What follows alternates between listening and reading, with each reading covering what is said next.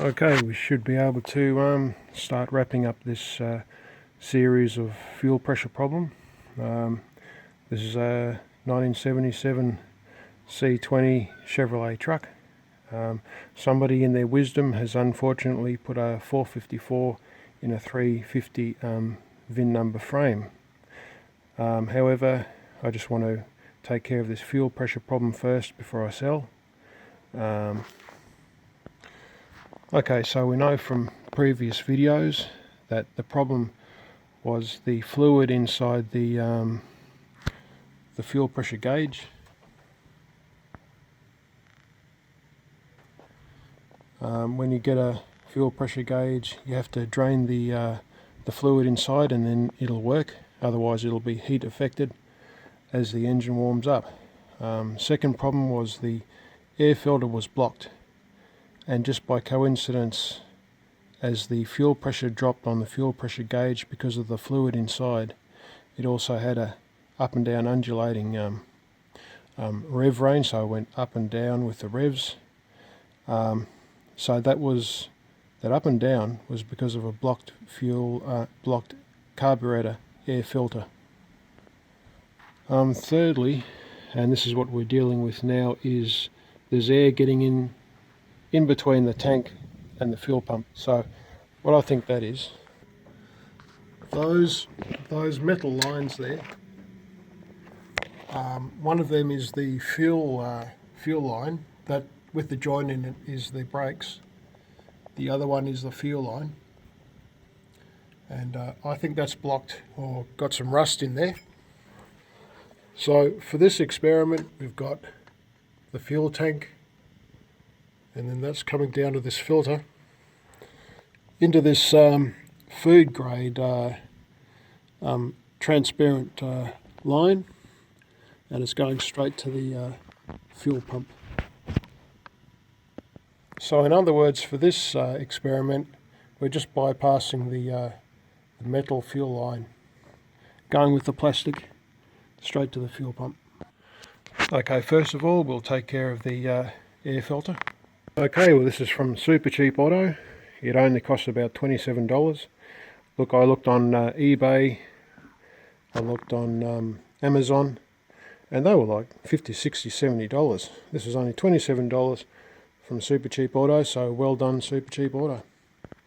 I don't get any money, but I do shop at Super Cheap Auto. That is to say that I'm not sponsored by them. Okay, there it is. A bit more than $27. We've got GST and postage, so still very happy.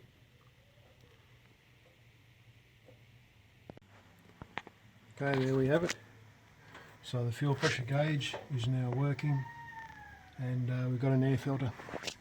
Okay, so again, just before I start the car, we're running through a filter, going to the pump. So the line comes in and connects to the bottom of the pump there, and if there's no air in that, then this fuel pressure problem is completely solved. That would mean I just have to renew the rubber line from the tank to the pump. So at the start of the test, the camera will be here, focused on the pump, and the other one will be down there, and the video from the other camera will be on the end of this video. So, okay, let's do it.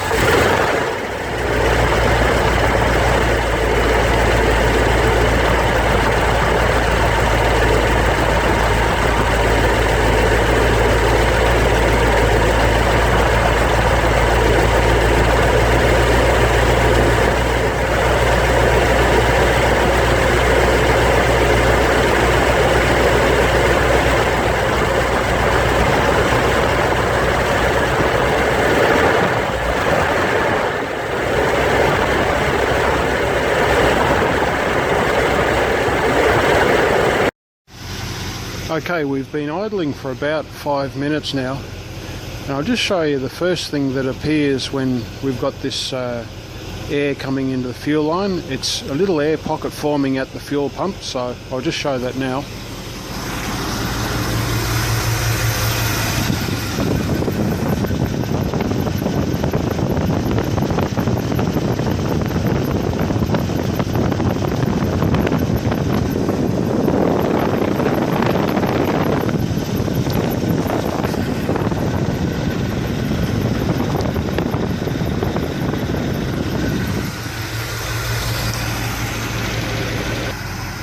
However, we do have clear fuel line, so it'll be interesting to see what happens. I'll go and have a look at the back of the car and then the line going in.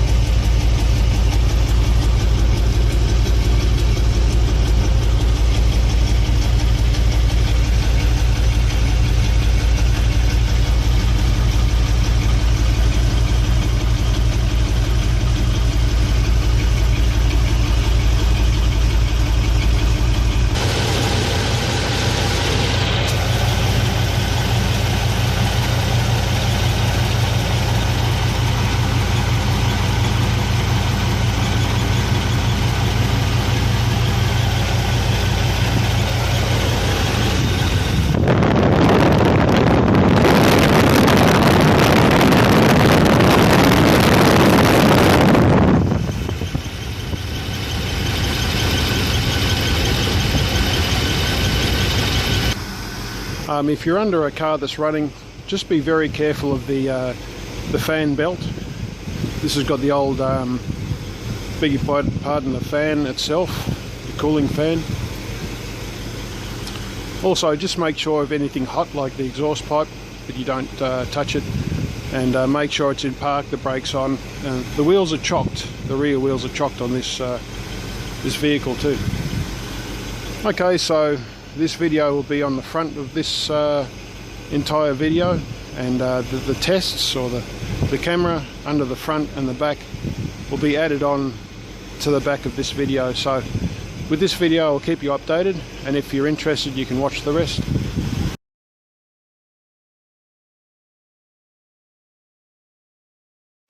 This video is done over a 20-minute period. If it's all good after a 20-minute period, then that means it's fixed.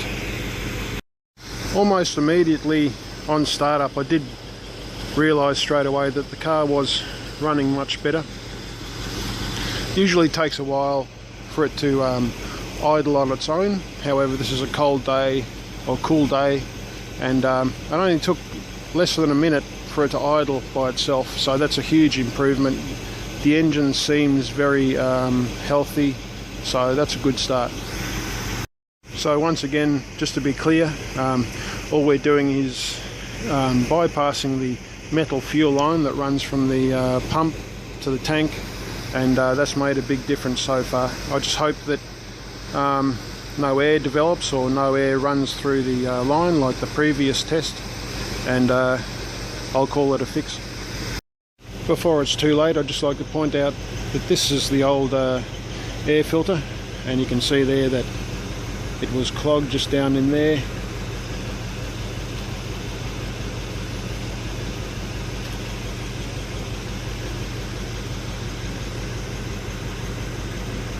I don't know why, I just thought it was clean and new. Whether or not anything's happened while I drove it, or it's sitting in the garage, I don't know. I overlooked it, and you can't really overlook things when you're doing tests.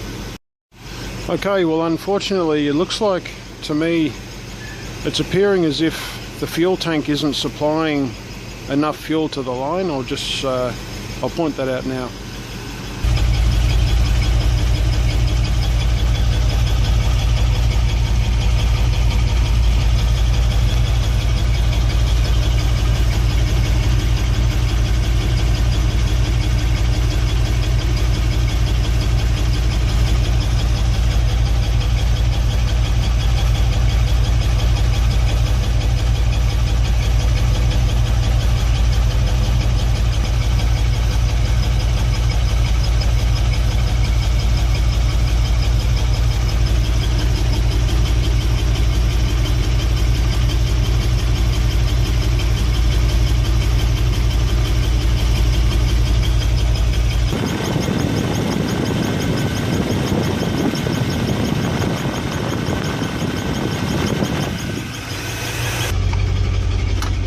Okay, so I've got 5, 10, 15, 20. So in other words, to summarise, we do have a very big improvement. This is the time that the air is flowing through the air lines, and it's starting to starve. However, there's only a small air pocket at the pump. The tank is supplying fuel, but not enough. So that means that we've actually got 4 problems here: the air filter, the fluid in the fuel pressure gauge, the metal line going to the tank, and the tank itself.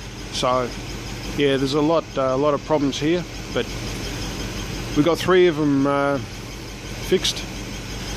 So now it's just the tank. Okay, over and out.